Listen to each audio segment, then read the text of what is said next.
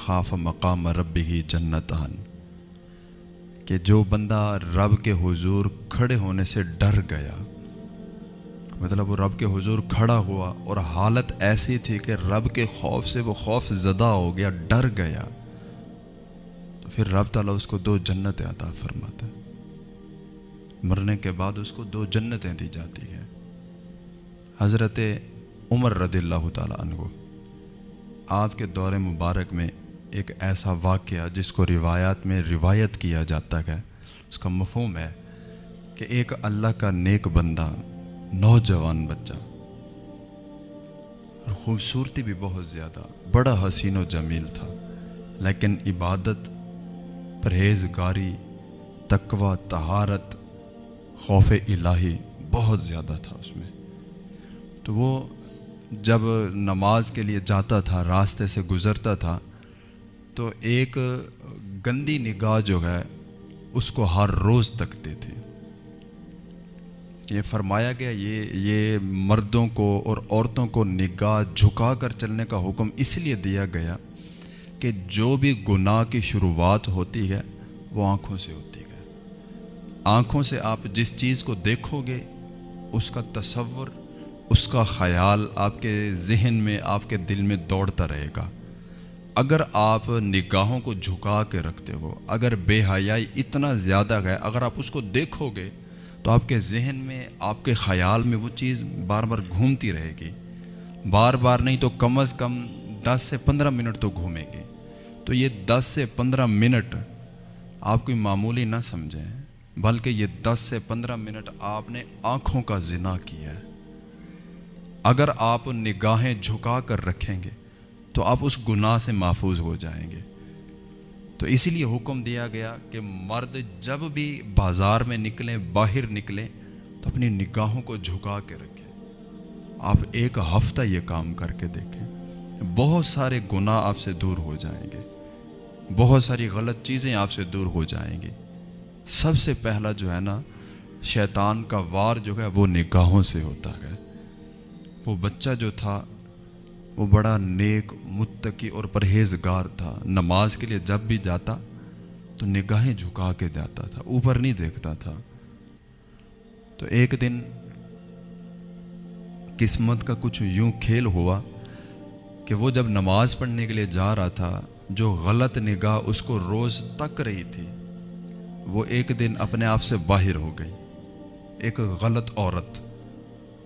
یہ روایت کا مفہوم ہے کہ وہ عورت جو تھی وہ اپنے گھر میں بیٹھی پریشان ہو گئی اور اپنی خادمہ کو کہنے لگی کہ یہاں سے ایک لڑکا، نوجوان، بڑا حسین و جمیل ہے، میں اس پہ فدا ہو گئی ہوں، میں عاشق ہو گئی ہوں، میں اس کے ساتھ کچھ وقت گزارنا چاہتی ہوں، بتاؤ میں کیا کروں؟ میرے سے تو کوئی سمجھ نہیں لگ رہی، میں اس کو کیسے بلاؤں؟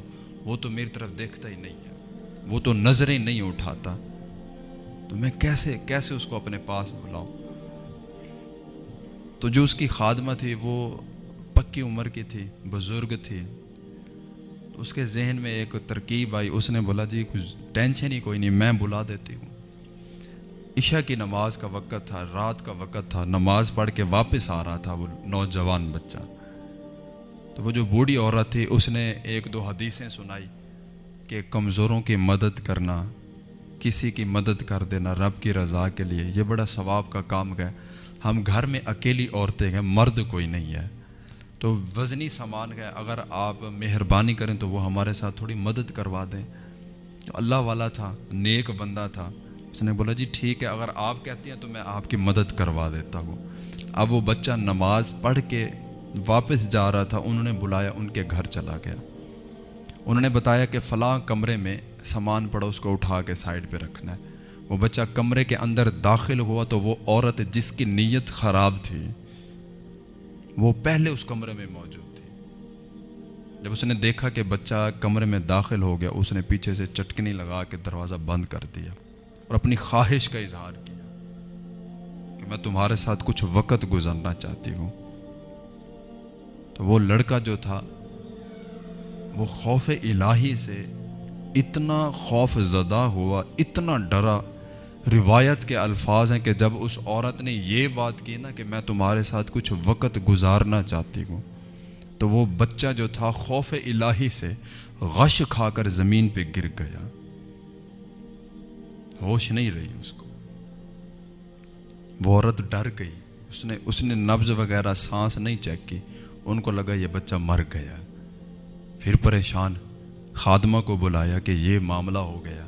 پھر انہوں نے آپس میں بات چیت کر کے اس بچے کو اٹھایا اور گندگی والی جگہ پر روڑی پر پھینک کے آ گئی۔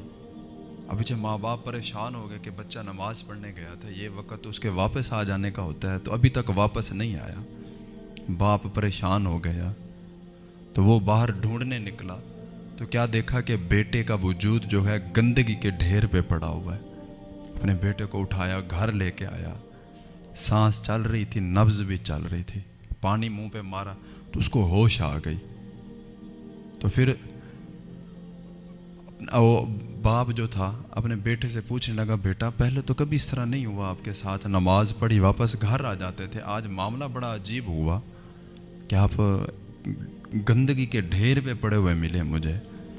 پھر وہ بچہ جو تھا وہ رونے لگ گیا، زور زور سے رونے لگ گیا، اور پھر اپنے بابا کو بتانے لگا کہ بابا جان میرے ساتھ آج یہ ہوا۔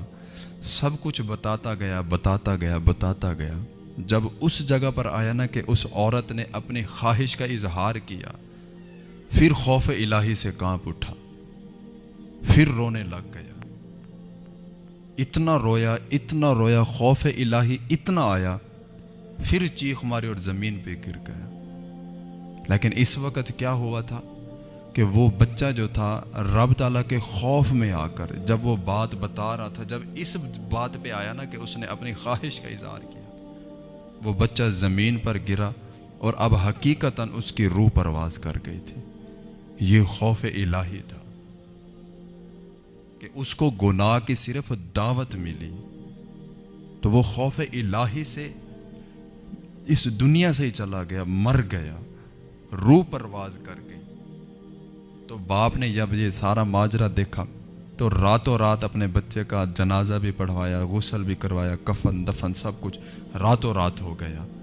تو صبح وہ جو صحابی تھے، وہ جو نمازی تھے، وہ مسجد میں نماز پڑھنے کے لیے نہیں پہنچے۔ تو حضرت سیدنا عمر فاروق رضی اللہ تعالیٰ عنہ کو آپ نے دریافت کیا کہ بھائی آج ہمارا ایک نمازی نہیں آیا۔ یہ بھی سنت ہے صحابہ کرام کی، آقا کریم علیہ الصلاۃ والسلام کی سنت ہے کہ جو پکا نمازی ہو، 5 وقت آپ کو مسجد میں نظر آتا ہو، اگر ایک دن نظر نہ آئے تو اس کے گھر میں دریافت کرنے جاؤ، پوچھو کہ بھئی کیا مسئلہ ہے، ہماری ضرورت ہے تو ہمیں بتاؤ، یہ سنت ہے۔ تو وہ حضرت عمر فاروق رضی اللہ تعالیٰ عنہ آپ نے صحابہ کرام سے پوچھا کہ یارو ایک ہمارا ساتھی نہیں آیا آج۔ تو پھر صحابہ کرام نے بتایا جی ان کے ساتھ یہ معاملہ ہوا، جس وجہ سے وہ غم میں اتنا نڈھال تھے کہ مسجد میں نہیں آ سکے۔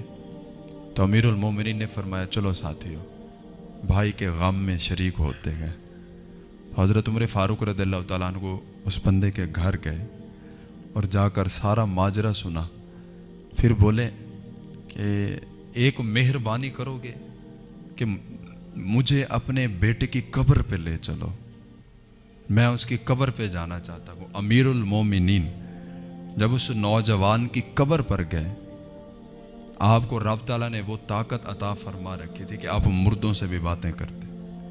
تو آپ نے سوال کیا قبر کے اندر کہ قرآن مجید میں ہے وَلِمَنْ خَافَ مَقَامَ رَبِّهِ جَنَّتَانِ، کہ جو بندہ رب کے حضور کھڑے ہونے سے خوف زدہ ہو گیا، رب تعالیٰ اس کو 2 جنتیں عطا فرماتا ہے، کیا تجھے ملی ہیں؟